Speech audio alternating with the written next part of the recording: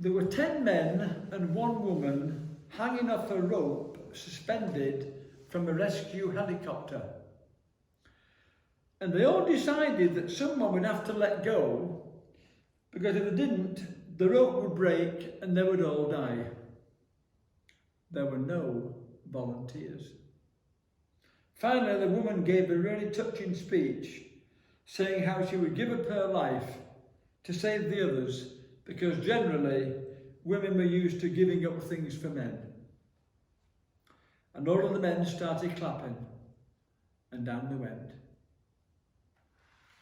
John the Baptist in the Gospel is not just talking to the men and women of his time, he's also talking to all of us, and is inviting us to prepare for the celebration of Christmas in a spiritual way, as well as everything else, the cards, the gifts, the food, the drink, the tree, the crib, the songs.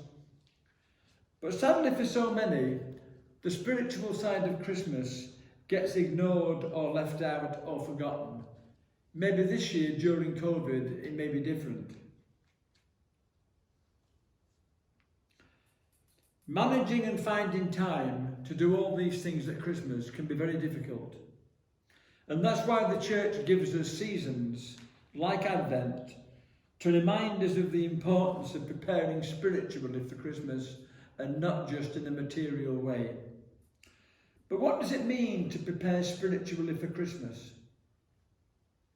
I think it's about finding the time to have a close and honest look at ourselves and see what our relationship with God and with each other is all about. To do this, some people go to confession, although that's very difficult during COVID.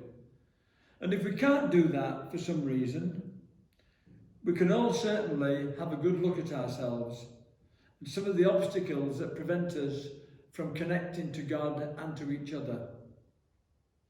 It could be our pride, it could be our ego, it could be our jealousy, it could be our resentment, our arrogance, our laziness, our gluttony, our self-pity, our lustfulness. It could be a number of things. John the Baptist was simply asking people to say, just have a look at yourself during Advent. What can we do better? How can I improve as a human being? Because attitude is very important about the quality of life. Maybe this may help us during Advent. Think of the things that make you happy, not the things that make you sad. Think of the fine and true in mankind, not its sordid side and bad.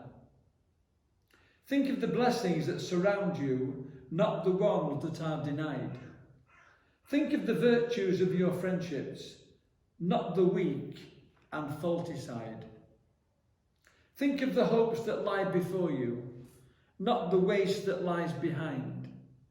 Think of the treasures you have gathered, not the ones you failed to find. Think of the service you may render, not of serving self alone. Think of the happiness of others, and in this you'll find your own. Preparing spiritually during Advent for Christmas is really about being positive about ourselves and about life. That's sometimes easier said than done, but it is possible to do it, and every single one of us can do that. And it really can make a difference to the quality of our lives.